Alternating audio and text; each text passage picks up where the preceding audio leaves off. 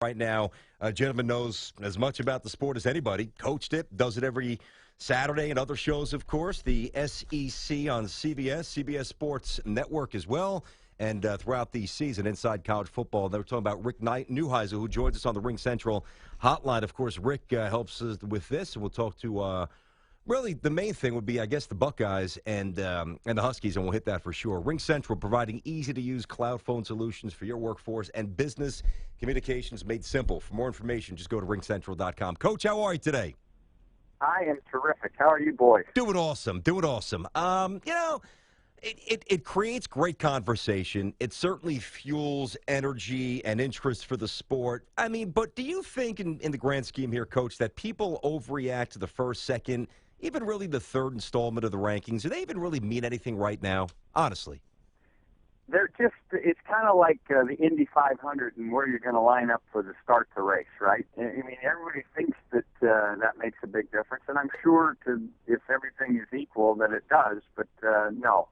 It's much ado about nothing, given the fact that most of these teams have still huge games still on their schedule that will determine it all. But when you're in that 4 and 5 spot, you can understand why people get a little bit antsy, especially for those folks out on the West Coast. Mm-hmm.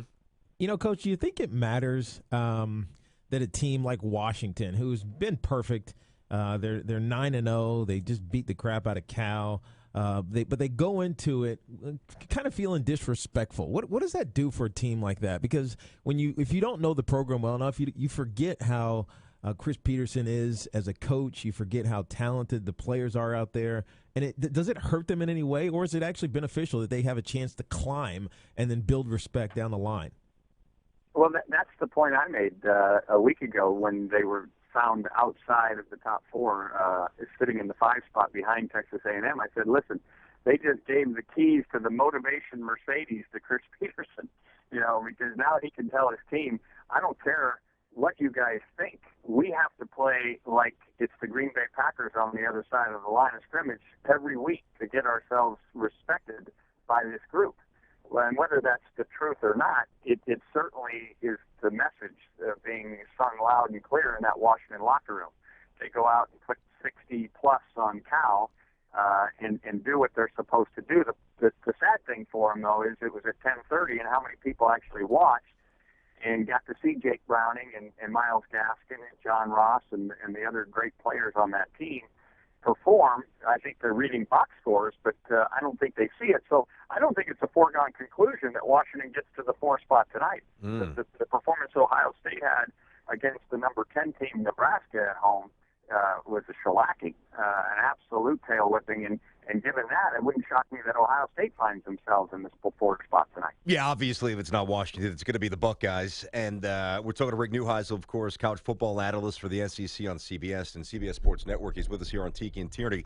Coach, I would submit this. I think we're better than this. I think we need to refine our criticism or reservations, because I don't hear anybody criticize the Huskies, nor should they, but maybe some reservations about the program now.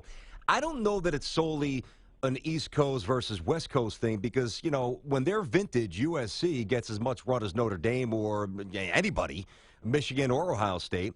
When Stanford was elite with Andrew Luck, and even with Hogan, for a couple of years with Coach Shaw, they got a lot of love. I think it's more representative of just how dormant the program's been in totality, rather than that they're just on the West Coast. I don't think that that's a completely fair criticism.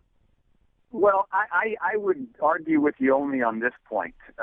First of all, I'd point out the fact that Christian McCaffrey was, found second in the Heisman Trophy battling last year, and I don't think there's anybody that can say, even though Derrick Henry was outstanding at Alabama, I don't think anybody that would have watched the two play over the course of a 12-game season would have said that McCaffrey wasn't sensational. He broke Barry Sanders' all-purpose rushing yardage record.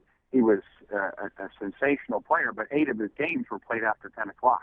So if you're not watching it and you're just reading the numbers, you're not getting the sense of what kind of a phenomenal performance it was. So I do think West and East does have some deal, and it's not anybody's fault on the East Coast that the games are so late there. It's just to pay the bills. Now on the subject of Pac-12, there are some marquee programs, as you pointed out, the USCs, the Oregons, the Stanfords. And Oregon and Stanford being way down, UCLA being way down this year, definitely hurts the brand and in some way tarnishes those teams that are playing terrifically, like Colorado, Washington State, and most notably Washington. And you're right, Washington has been down for a while, so it's going to take some getting used to. The good news for the Huskies is they have USC, which, as you pointed out, is a national brand. They got them this week.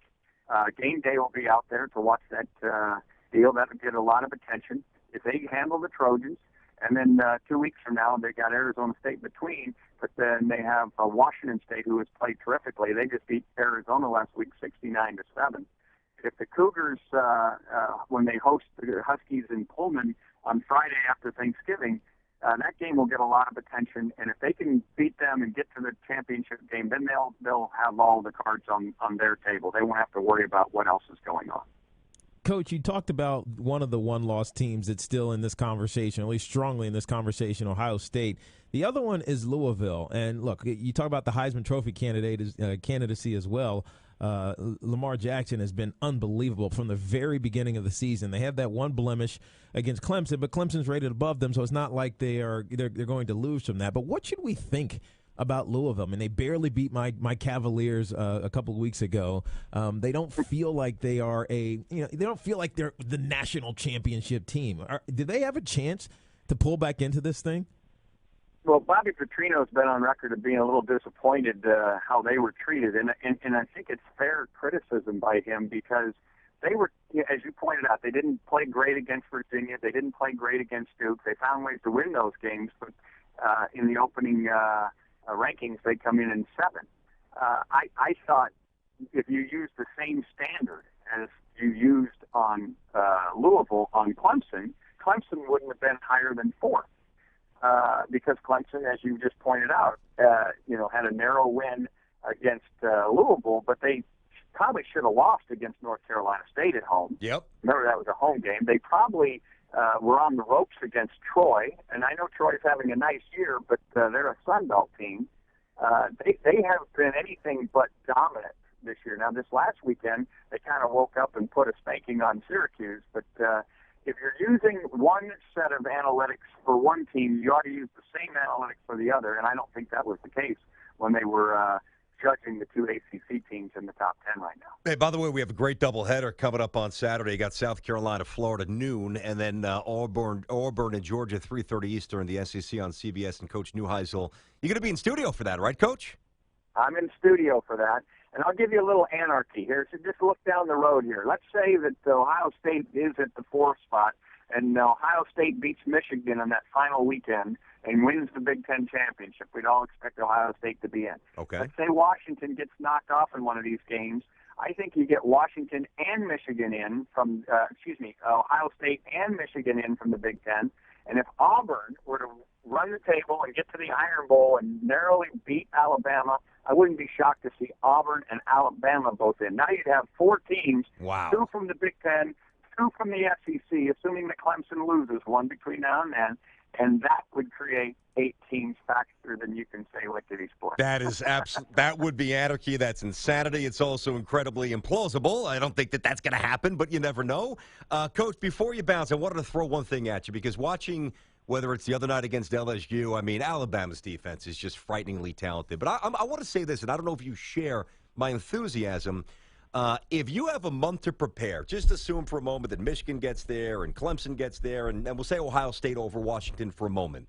And you have Harbaugh, and you have Sweeney, and you have Urban Meyer. 1 month to prepare for a one-dimensional offense. Listen, those 3 programs could beat Alabama, in my opinion. I think everybody's already shipped down the trophy out there. I think that 1 month of preparation for 3 elite coaches could really change the night. Well, there's no question that all 3 of those teams have the wherewithal to win. Those coaches would all love the opportunity. Urban Meyer's proven he can do it. He did it in the first playoff. Yeah. Jim Harbaugh and Nick Saban, I think the country would absolutely go crazy to watch that game. And Dabo Swinney would love another swing, having come so close a year ago because he's got his quarterback back. We'll hope that Deshaun Watson's shoulder's okay. But we're in for some real treats when these playoffs get ready to get started. We got to get you back on at some point here, Coach, because I want to talk to you about. Anytime, my friends, anytime. Nice, you got it. We'll talk to you soon. There he is. Make sure everybody votes now today. Hey, come on now. We have watched every debate. Rick, we have been fully engaged. Don't you worry, my man. Votes will be cast. You got it, pal. Good for y'all. All right, man. Enjoy your college football weekend. No doubt. Be good, Coach. We always do.